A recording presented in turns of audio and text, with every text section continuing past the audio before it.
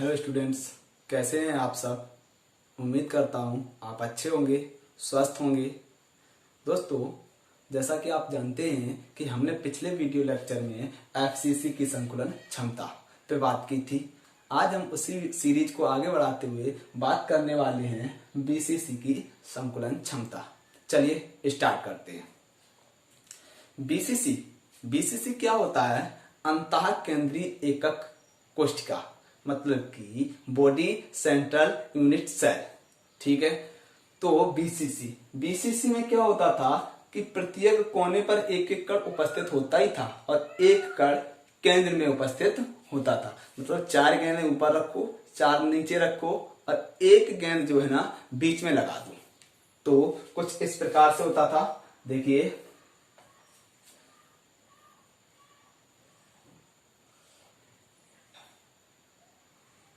मानते हैं ये हमारी एकक कोशिका है जो कि घनीय है। एक कण ये रखा, एक ये प्रत्येक कोने पे रख लो और एक जो है ना एक केंद्र में लगा दो, कुछ इस प्रकार से। यहां पे ऐसे समझ में नहीं आएगा। अब आप क्या करिए, 4 गेंदें ऊपर रखिए, 4 नीचे, और एक जो बीच में गेंद टच होगी वो क्या होगी? प्रत्येक गेंदों से टच हो रही होगी। सही बात है। तो देखो, मानते हैं ये है कुछ इस प्रकार से। अब एक गेंद जो ये बीच में रखी होगी, अब 4 गेंदें इसके ऊपर रख दो, क्या होगा? प्रत्येक कोने, मतलब प्रत्येक कोने वाली गेंदों से टच हो रही होगी कि नहीं हो रही होगी?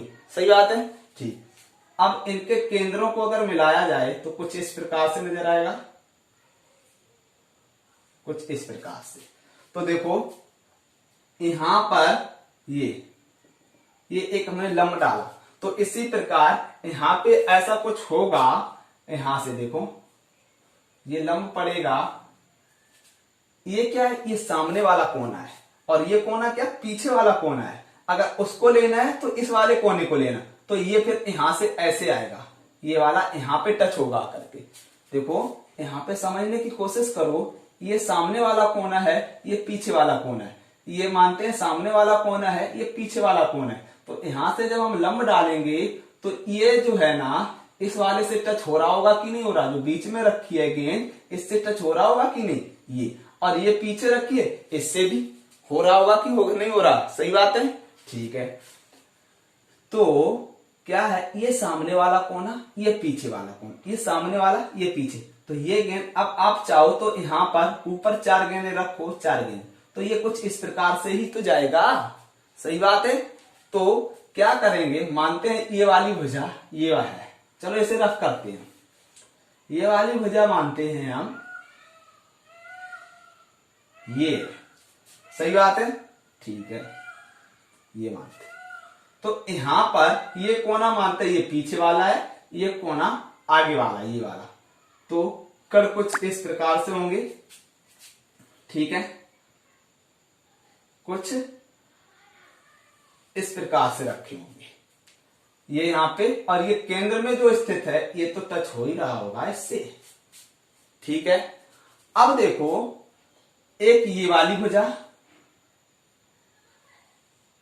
ये वाली भुजा, और एक ये वाली भुजा, ये वाली, और ये एक ये वाली भुजा। अब इसको हम घनीय मानते हैं।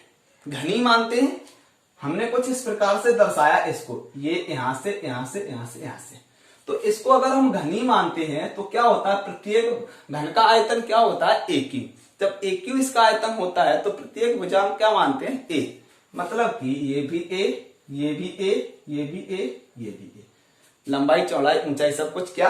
A। तो ये भुजा A होगी कि नहीं? ये A होगी कि नहीं? ये A होगी कि नहीं? सही बात है।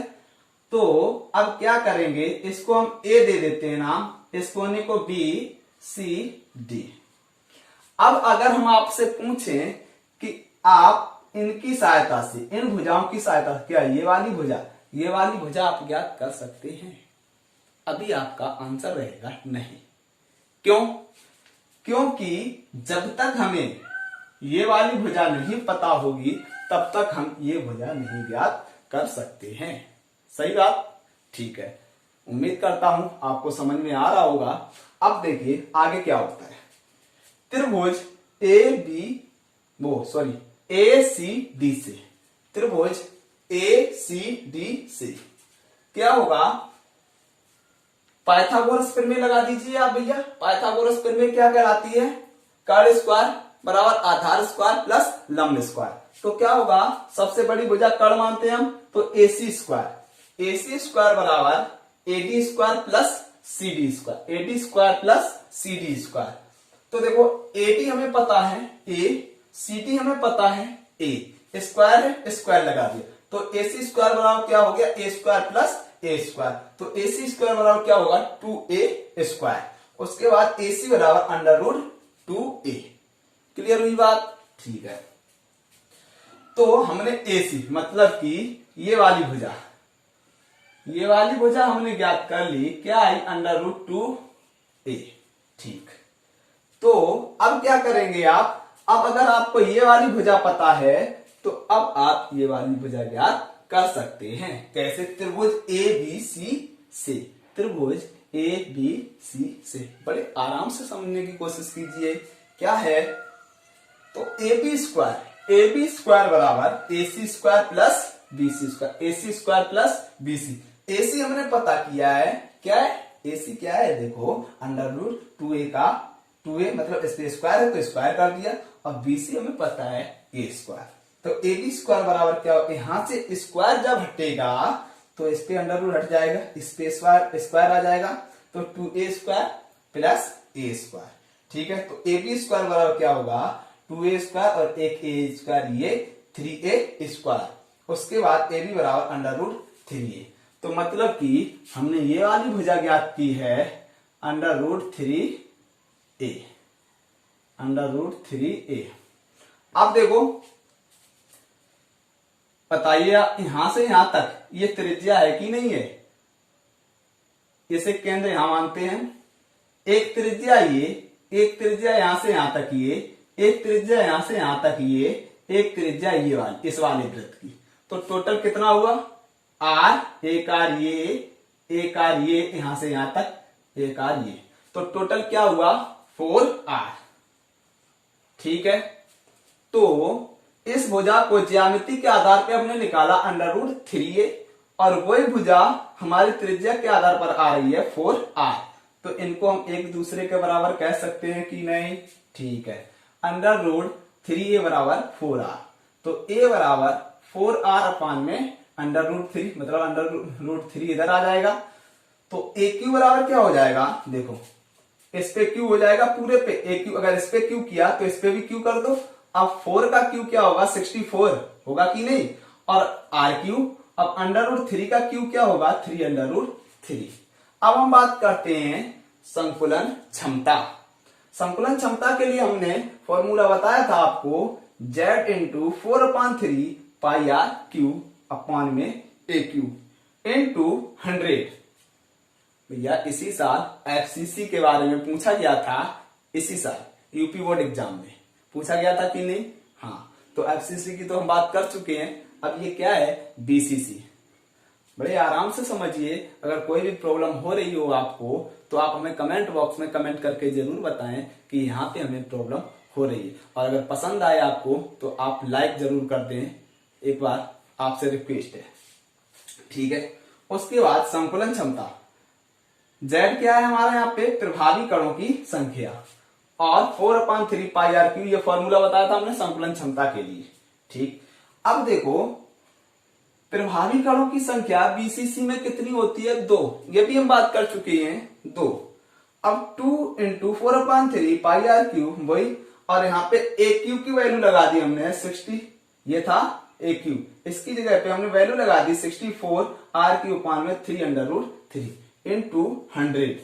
ठीक, अब देखो आर क्यू से आर क्यू कैंसिल कर दिया हमने, फिर क्या किया, इसको ऊपर पहुंचा दो और इस 64 को यहाँ पे 3 के पास ले जाओ। तो क्या किया, 2 इंटू 4 इंटू 3 अंडर रूट 3, इसको हम ऊपर ले गए, इंटू पाई की वैल्यू लगाई 3.14 इंटू 100 अपॉन में क्या है देखो 3 इंटू 64। ये तो करना आता होगा आपको, 12th क्लास में पढ़ते हैं, बहुत आसान है। ठीक है, अब इसे आप कैलकुलेट कर लेंगे, बहुत आसान है, काटा पीटी करके आपका आंसर आ जाएगा। इसकी संकुलन क्षमता आएगी आपकी क्या 68%। सही बात है। तो इसका मतलब क्या हुआ, आप देखो इस 68% का मतलब क्या हुआ, बीसीसी के अंतर्गत जो 68% आ रहा है संकुलन क्षमता, तो इसके कहने का मतलब ये है इस बीसीसी जो एक कोष्टिका है उसके अंतर्गत कणों ने 68% भाग घेर रखा है। और 100 माइनस 68% मतलब कि 68% माइनस कीजिए 100 में से कितना बचेगा 32%। 32% उस एकक कोष्टिका के अंतर्गत खाली जगह पड़ी हुई है। मतलब कि वही बात, गिलास में पानी 68% भरा हुआ है, बचा हुआ 32%, टोटल 100% होता है, तो उसमें 32% बचा हुआ भाग क्या है, रिक्त पड़ा हुआ है, खाली पड़ा हुआ है। ये मतलब हुआ है इसका। तो सही बात है। तो हमने बीसीसी की संकुलन क्षमता ज्ञात की है, कितनी आई 68%। अगले वीडियो लेक्चर में आगे हम नेक्स्ट टॉपिक पे बात करेंगे। मेरे प्यारे दोस्तों, आज के लिए बस इतना ही। Thanks for watching my video. और हाँ, like share subscribe and press the bell icon. धन्यवाद।